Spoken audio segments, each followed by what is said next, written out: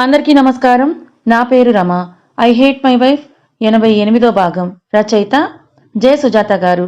ఒక క్షణం ఒంట్లో సత్తువ ఎవరు లాగేసినట్టు అవ్వగానే అలా మెయిన్ డోర్ మెట్టుపై కూలబడిపోతుంది. వెంటనే ఏదో ఆలోచన వచ్చినట్టు ఫాస్ట్‌గా లోపలికొచ్చిన ఐసు తన రూమ్‌కి వెళ్ళి ఇంకా నిద్రపోతున్న అభిని చూసి తన ఫోన్ తీసుకొని సైలెంట్‌గా బయటకొచ్చి డోర్ దగ్గరికి వేసి రంజిత్‌కి కాల్ చేస్తుంది. రంజిత్ ఫోన్ స్విచ్ ఆఫ్ చేయడంతో అదే చెప్తుంది. ఛ అని అనుకున్న ఐసు నువ్వు చాలా పెద్ద తప్పు చేస్తున్నావు అన్నయ్య అనుకుంటుంది బాధగా. డైనింగ్ టేబుల్‌పై అన్నీ సర్దుతున్న రాజీగారు ఇంకా కిందకి రాని కూతుర్ని పిలుస్తారు. పిల్లలకు తినిపిస్తున్న ఐసు వైపు చూసి రంజిత్ నైట్ ఎప్పుడొచ్చాడు ఐసు అని అడుగుతూ వెళ్ళి టిఫిన్ చేయడానికి పిలువని అంటారావిడ. అప్పటికే అభి గారికి ఎలా చెప్పాలో అర్థం కాక టెన్షన్ పడుతున్న ఐసు తల వంచుకొని ఫోన్ చూస్తున్న అభి వైపే చూస్తుంది. అదే టైంకి ఇంకా నైట్ డ్రెస్‌లో ఉన్న శ్వేత బయటికి రాగా అదేంటే ఇంకా నైట్ డ్రెస్‌లోనే ఉన్నావు? ఫ్రెష్ అవ్వలేదా ఇంకా? అని రాజీగారు అడిగేసరికి ఆఫీస్‌కి రావా బుజ్జి అని అంటారు. రాజీగారు వడ్డించిన టిఫిన్ తింటున్న వినయ్ గారు లేదు డాడీ తలనొప్పిగా ఉంది. ఈ రోజుకి రాలేనని చిన్నగా అంటుంది తలదించుకుని. తలనొప్పా? ఐసు నిన్న కూడా అంది. ఇంకా తగ్గలేదా? అని రాజీగారు కంగారు పడిపోతూ శ్వేత నుదురు మీద చెయ్యి పెట్టి చూసేసరికి అబ్బా మమ్మీ నాకేం కాలేదు జస్ట్ హెడేక్ అంటే అని విసుగ్గా అరిచినట్టు చెప్పి ఆవిడ చేతి తీసేస్తుంది. అదేంటి అంత కోపం నీకు? నిన్నటి నుంచి తలనొప్పి తగ్గలేదంటే ఒకవేళ జ్వరమేమో అని చెక్ చేస్తున్నా. ఆ మాత్రానికి అంతలా అరవాలా? అని అంటూ రంజిత్‌ని పిలవడానికి రూమ్ వైపు వెళ్తున్న ఆవిడను అత్తా అన్నయ్య లేడని అంటుంది ఐసు. లేడా? ఎక్కడికి వెళ్ళాడు? ఈరోజు ఒక మీటింగ్‌కి అటెండ్ అవ్వాలని కదా చెప్పాను అని వినయ్ గారు అంటుంటే నైట్ రావడమే లేట్ అంటే ఇంత పొద్దుటే మళ్ళీ ఎక్కడికి వెళ్ళాడే అని రాజీగారు అంటారు వెనక్కి వస్తూ. అది మన ఊరు వెళ్ళాడత్తా అని ఐసు చిన్నగా అంటూ అప్పటి వరకు నోరు తెరిచి మాట్లాడని అభి కోపానికి భయపడి అభి వైపే చూస్తూ ఉంటుంది భయంగా. ఊరు వెళ్ళాడా? ఈరోజు మీటింగ్ ఎంత ఇంపార్టెంటో తెలిసే వెళ్ళాడా అని వినయ్ గారు సీరియస్‌గా అంటూ ఉండగానే వినయ్ గారి మొబైల్‌కి కాంట్రాక్ట్ ఫైల్ ఆల్రెడీ సబ్మిట్ చేశాను మావయ్య. మీరు జస్ట్ మీటింగ్ అటెండ్ అయ్యి రండి అని రంజిత్ నుంచి వచ్చిన వాట్సాప్ చూస్తాడు. అదేంటే ఇంత సడన్‌గా వెళ్ళాడు? చెబితే నేను వెళ్దును కదా! మా నోరు చూసి చాలా రోజులే అవుతోంది అని ఆవిడగారు అంటుండగానే, అప్పటికే ఏడుపు కష్టంగా కంట్రోల్ చేసుకుంటున్న శ్వేత టిఫిన్ తినకుండా ప్లేట్‌లోని చెయ్యి కడిగేసి పరుగున రూమ్‌లోకి వెళ్ళిపోతుంది. వెళ్తున్న తననే ఐసు బాధగా చూస్తుంటే అదేంటి ఈరోజు ఇది ఇలా విచిత్రంగా ప్రవర్తిస్తుంది. టిఫిన్ చేయకుండానే వెళ్ళిపోయిందని రాజీగారు అంటుండగానే అభి కూడా అక్కడి నుంచి లేచి కోపంగా శ్వేత రూమ్‌లోకి వెళ్ళిపోతాడు. వెళ్తున్న ఇద్దరిని కంగారుగా చూస్తున్న వినయ్ రాజీగారిని చూసి అత్తా వాళ్ళని నేను చూస్తాను. మీరు మావయ్య సంగతి చూడండి. మీటింగ్ ఉందంటున్నారు కదా! అని పిల్లల్ని అక్కడే వదిలేసి శ్యామలను చూడమని చెప్పి ఐసు శ్వేత రూమ్‌లోకి వెళ్తుంది. నైట్ 7 అయ్యేసరికి ఇంటికొచ్చిన కొడుకుని చూసి అదేంట్రా అలా చెప్పా పెట్టకుండా వచ్చావని అప్పటికి 20 సార్లయినా కౌసల్య గారు, సీతమ్మ గారు అడిగినా ఏమీ సమాధానం ఇవ్వకుండా మామిడి చెట్టు కింద మంచం వేసుకొని పడుకుంటాడు రంజిత్. మది నిండా శ్వేతనే ఉంటే ఆమె గురించే ఆలోచిస్తున్న రంజిత్‌కి స్నానం చేసి రా నాన్న కాఫీ పెడతా అన్న కౌసల్య గారి అరుపులు రంజిత్ చెవికి చేరవు. మా డాడీ ఒప్పుకోపోతే ఇలా ఒంటరిగా ఉండిపోతాను అన్న శ్వేత మాటలు గుర్తు చేసుకుంటూ ఉన్న రంజిత్ అప్పటి వరకు కష్టంగా ఆపిన కన్నీళ్లు ఇంకా ఆపే పనిలేదన్నట్టుగా వదిలేస్తాడు. మీ డాడీ చూసిన సంబంధమే చేసుకో అయితే అని అన్నప్పుడు శ్వేత చూసిన చూపు తన మనసును తొలిచేస్తుంటే ఒక్కసారిగా ఐసు గుర్తు రాగానే తన ఫోన్ కోసం వెతికిన రంజిత్‌కి అది కారులో ఉందని గుర్తొచ్చి పరుగున గుమ్మం ముందు వేప చెట్టు కింద కార్ దగ్గరికి వెళ్లి డోర్ ఓపెన్ చేసి ఫోన్ తీసుకొని మళ్ళీ వెనక్కి పెరట్లోకే వచ్చిన రంజిత్ స్విచ్ ఆఫ్ చేసిన మొబైల్‌ను ఆన్ చేసి శ్వేత ఫోన్ గానీ, మెసేజ్ కానీ చేసిందేమో అని వెతుకుతాడు. కానీ అవేమీ లేకపోవడంతో బాధపడుతూనే నేనింటికి రీచ్ అయ్యాను ఐసు. నువ్వు నా గురించి టెన్షన్ పడకురా అని మెసేజ్ పెట్టిన మొబైల్‌ని మళ్ళీ స్విచ్ ఆఫ్ చేసి పడుకుంటాడు. సెంటర్‌లోకి వెళ్లి ఇంటికి రాగానే గుమ్మంలో ఉన్న కొడుకు కార్‌ని చూసి వచ్చాడా అని అనుకుంటూ లోపలికి వెళ్ళిన కేశవ్ గారికి వాడు వచ్చాడ్రా అని సీతమ్మ గారు కన్ఫర్మేషన్ ఇవ్వడంతో పెరట్లో పడుకున్న కొడుకు దగ్గరికి వెళ్తారు కేశవ్ గారు. కళ్ళ మీద చెయ్యి వేసుకొని పడుకున్న కొడుకుని చూసి బాధగా అతని పక్కన కూర్చున్న ఆయన కొడుకు తల నిమురుతూ నీ ప్రేమని కాదన్నానని నా మీద కోపంగా ఉందా రంజిత్ అని బాధగా అంటారు కేశవ్ గారు. కంటి మీద ఉన్న చెయ్యి తీసి కేశవ్ గారు చూడకుండా కళ్ళు తుడుచుకున్న రంజిత్ లేచి కూర్చుంటాడు. నీ మీద నాకెందుకు కోపం ఉంటుంది నాన్నా? ఎందుకుండదురా? మనసుకు నచ్చిన అమ్మాయిని మర్చిపో. దూరంగా ఉండు అంటే వయసు వచ్చిన ఏ కొడుక్కైనా ఆ తండ్రిపై కోపం ఉంటుంది. నిన్నింకా అది చెయ్యి, ఇది చేయకూడదని నేను చెప్పడానికి నువ్వేం చిన్న పిల్లాడివి కాదు కదా అని అంటున్న కేశవ్ గారి గొంతు బాధతో తడబడడం రంజిత్ గమనిస్తాడు. కేశవ్ గారి వైపు చూసిన రంజిత్ అతని చేతిపై చెయ్యి వేసి అసలేం జరిగింది నాన్న అని అడుగుతాడు. 2 రోజుల ముందు ఏం జరిగిందో నేను మీకు చెప్తాను. ఎప్పట్లా కేశవ్ గారు ఉదయమే లేచి పొలం వెళ్లి తన పని ముగించుకొని ఇంటికి వస్తూ ఉండగా దారిలో ఎదురవుతారు. రవి గుర్తున్నాడు కదా! కాలేజ్‌కి వెళ్లే ఫస్ట్‌లో ఐసుని కిడ్నాప్ చేయాలనుకున్నాడతను. అతని తండ్రి కేశవ్ గారు వాళ్ళని చూసి కూడా చూడనట్టు పక్కకు తప్పుకొని ముందుకు వెళ్ళిపోతారు. "ఏంటి కేశవ తలపొగరు బాగా పెరిగినట్టుంది" అని అన్న రవి నాన్న కేశవ్ గారు కోపంగా వెనక్కి తిరిగేసరికి, "అవునులే కూతుర్ని హీరోకిచ్చి చేశావు. ఆ మాత్రం ఉంటుందిలే. నా కొడుకునే జైల్లో వేయించాడు నీ అల్లుడు చూస్తున్నా" అని సాగదీస్తూ, "అయ్యో! రెండో పెళ్లి వాడికి, పిల్లలున్న వాడికిచ్చి చేస్తున్నావేంటా అనుకున్నాను. ఒక్కగానొక్క కూతుర్ని చెల్లెలు కొడుక్కి అంట కదా! బాగా సౌండ్ పార్టీ అని విన్నా" అని అన్న అతను, పనిలో పని ఫ్రెండ్ కూతురి ఆస్తి కూడా బయటికి పోవడం ఎందుకని కొడుకుని కూడా చెల్లెలి కూతురు వెనకే పడుతున్నాడంట కదా! అని కేశవ్ గారి మొహం దగ్గరగా ఫేస్ పెట్టిన అతను వెకిలిగా నవ్వుతూ, "ఇది కూడా నీ ప్లానే కదా! నీకు తెలియకుండా ఎలా ఉంటుందిలే. మొత్తానికి చెల్లెలాస్తి బయటికి పోకుండా నీకే వచ్చేలా చేస్తున్నావు. ఎంతైనా అదృష్టవంతుడివిలే. ఆమె ఆస్తి చూసే కదా స్నేహితుడితో లేచిపోయినా చెల్లెల్ని కూడా క్షమించావని" ఆ మాట బయటికి రాగానే కోపం వచ్చిన కేశవ్ గారు అతన్ని కొట్టడానికి చెయ్యి పైకి లేపుతాడు. కానీ విచక్షణ కోల్పోని కేశవ అతని చెయ్యి గాల్లోనే ఆపగా, కేశవ్ వైపు కోపంగా చూస్తున్న అతను, "ఉన్నమాట అంటే ఎవరికైనా ఇలాగే కోపం వస్తుందిలే. ఈ మాట నేనొక్కడినే కాదు కేశవ. ఊరంతా అలాగే అనుకుంటున్నారులే. నువ్వు పైకి కనిపించవు గానీ నీ బుర్రే బుర్ర" అని నవ్వుతూ కేశవ్ గారిని దాటి వెళ్ళిపోతాడు. కొంచెం ముందుకు వెళ్లి వెనక్కి తిరిగిన రవి అలాగే కూలబడిన కేశవ్ గారిని చూస్తూ, "నాన్న నీ మాటలు బాగా పనిచేశాయని" అంటూ, "మన ప్లాన్ వర్కౌట్ అయిందని" ఇద్దరు నవ్వుకుంటారు. "ఆహా! ఆ డాక్టర్‌కి కాల్ చేసి విషయం చెప్పు. ఇప్పుడే ఆ అమ్మాయితో వాళ్ళ అబ్బాయి ముహూర్తాలు పెట్టించుకోమను. అలాగే మనకిస్తానన్న అమౌంట్ అకౌంట్‌లో కొట్టేయమని గట్టిగా చెప్పు" అని ఇద్దరూ ముందుకు వెళ్ళిపోతారు. అప్పటికే అతని పిచ్చి మాటలకి కేశవ్ గారి కోపం ఎక్కువవుతుంటే, కొడుకు కూడా చెల్లెలి కూతుర్ని లైన్‌లో పెట్టే ప్రయత్నం చేస్తున్నాడనే మాటకి అతని ఆవేశం పెరిగిపోతుంది. అక్కడే పొలం గట్టు మీద చాలా సేపు కూర్చున్న అతను వెంటనే రంజిత్‌కి ఫోన్ చేస్తాడు. అప్పుడే ఆఫీస్‌కి కారులో వెళ్తున్న అతను కాల్ లిఫ్ట్ చేసి, "నాన్న ఏం చేస్తున్నారని" రంజిత్ మామూలుగా అడగ్గా, "నువ్వు శ్వేతని ఇష్టపడుతున్నావా" అని ఆయన గంభీరంగా అడుగుతాడు.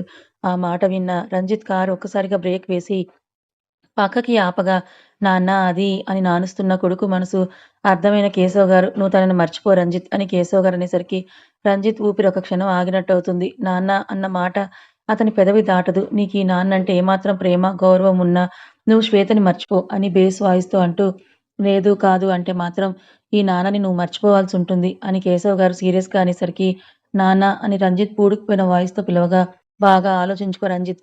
నాన్న కావాలా? ప్రేమ కావాలా? అన్నది బాగా ఆలోచించి నిర్ణయం తీసుకో" అని ఆయన ఆవేశంగా అని కాల్ కట్ చేస్తారు. అదీ జరిగింది. ప్రెజెంట్ కొడుకు భుజం చుట్టూ చేయి వేసిన కేశవ్ గారు, "వాడన్నాడని కాదు గానీ, నీ ప్రేమను చంపుకోమనడంలో కూడా నా స్వార్థమే ఉంది రంజిత్. మీ మామయ్య మీ ఇద్దరు ఇష్టపడుతున్నారంటే క్షణం కూడా ఆలోచించకుండా మీ పెళ్ళికి ఒప్పుకుంటాడు. కానీ ఫ్రెండ్ ఆస్తి చూసి పారిపోయిన చెల్లెల్ని ఇన్ని సంవత్సరాలకు చేరదీశాడు.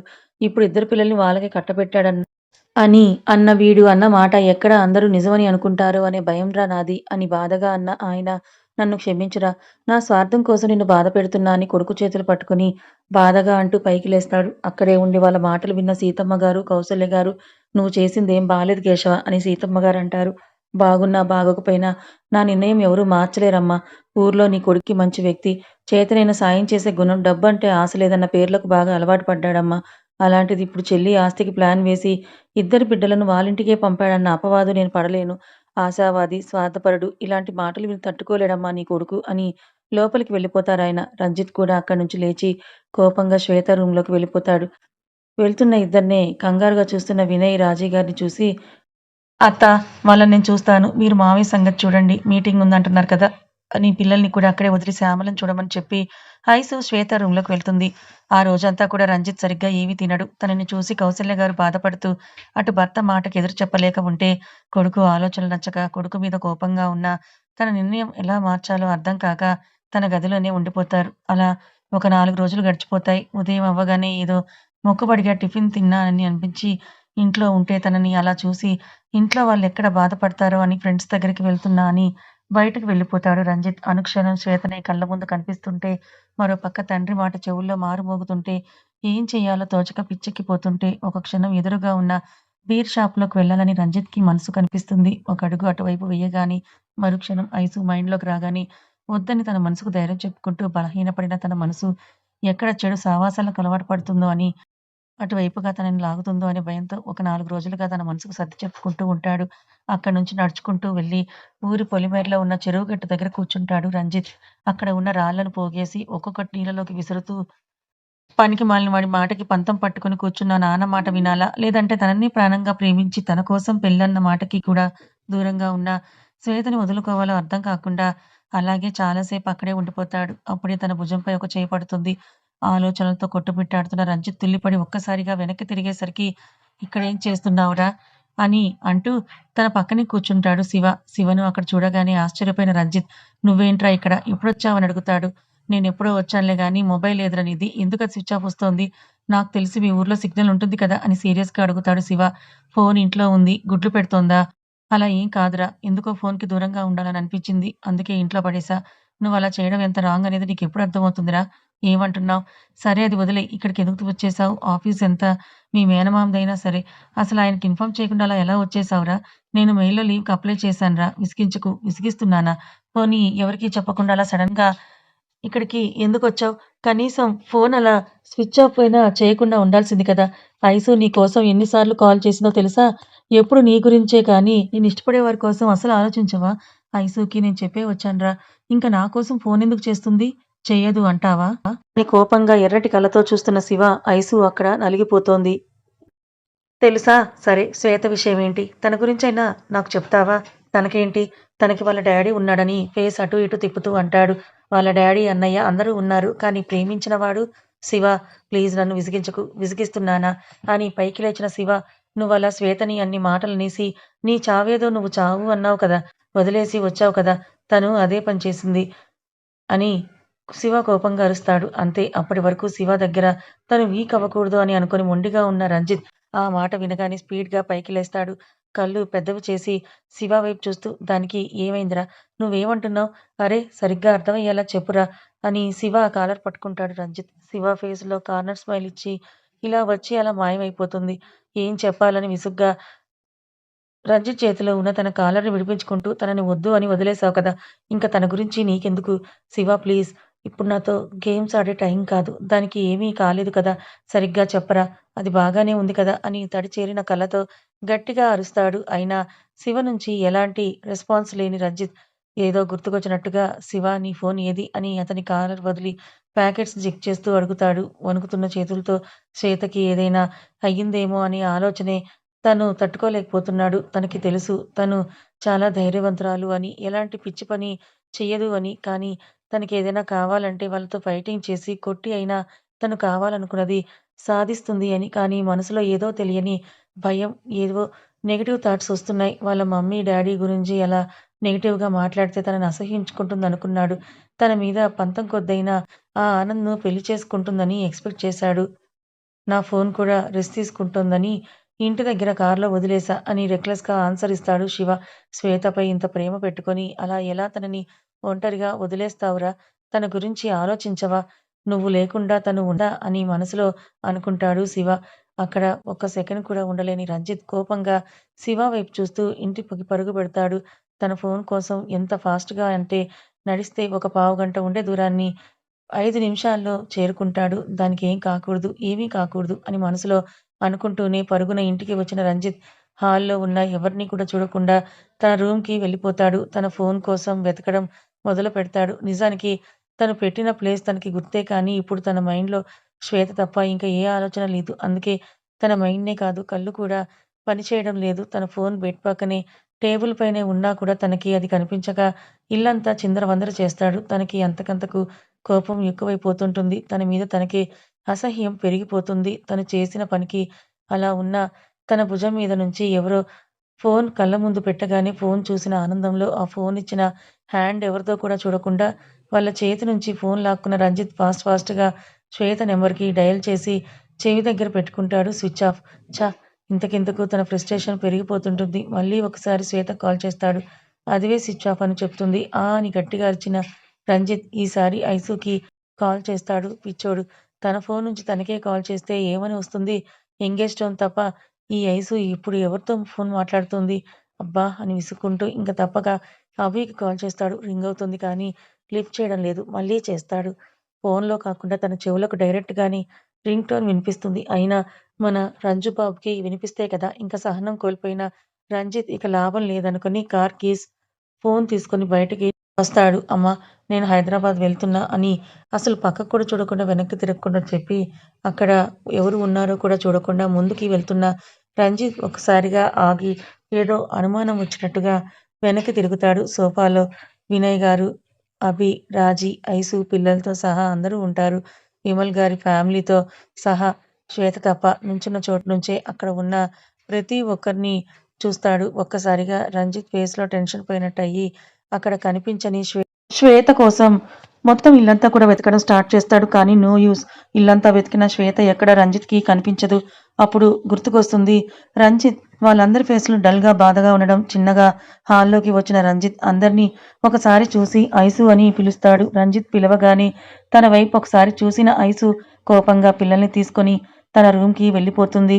ఐసు, ఐసు అని చెల్లెల వెనక పరిగెడుతున్న రంజిత్‌ని పిలుస్తారు వినయ్ గారు. ఆ! మామయ్య అని ఒక పక్క శ్వేత ఎక్కడ ఉందా అని టెన్షన్‌గా ఉన్నా తప్పక ఆగి వెనక్కి తిరుగుతాడు.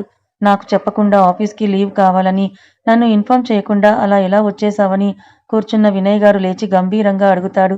అది మామయ్య అని నానుస్తూ ఉండగా, సరేలే ఇప్పటి వరకు ఎలాగో లీవ్‌లోనే ఉన్నావు కదా! ఇక నుంచి మాత్రం నో లీవ్. మాతో పాటు వచ్చి ఆఫీస్‌కి నువ్వు వెళ్ళాలి. నిజానికి కొన్ని రోజులు నువ్వే ఆఫీస్ వ్యవహారాలన్నీ కూడా చూసుకోవాలి. నాకు ఇంకా ఖాళీ ఉండదు కదా! నువ్వే ఎలాగోలా అడ్జస్ట్ అవ్వాలని అన్న వినయ్ గారు, రాజీ ఇంకా స్టార్ట్ అవుదామా అని అడుగుతారు. రాజీ గారి వైపు చూస్తూ ఆయన అన్ని మాటలు మాట్లాడినా అవేమీ రంజిత్‌కి అర్థం కావు. అలా వెర్రి మొహం ఒకటి వేసుకొని వినయ్ గారి వైపే చూస్తూ ఉంటాడు. సరే అన్నయ్య, అమ్మా ఉంటాను. కృష్ణ ఉంటా అని అంటూ ఆవిడ వినయ్ గారి వెనకే వెళ్తూ రంజిత్ వైపు చూస్తూ త్వరగా వచ్చేయి రంజు అని అంటూ బయటికి వెళ్ళిపోతారు విమల్ గారు వాళ్ళు కూడా.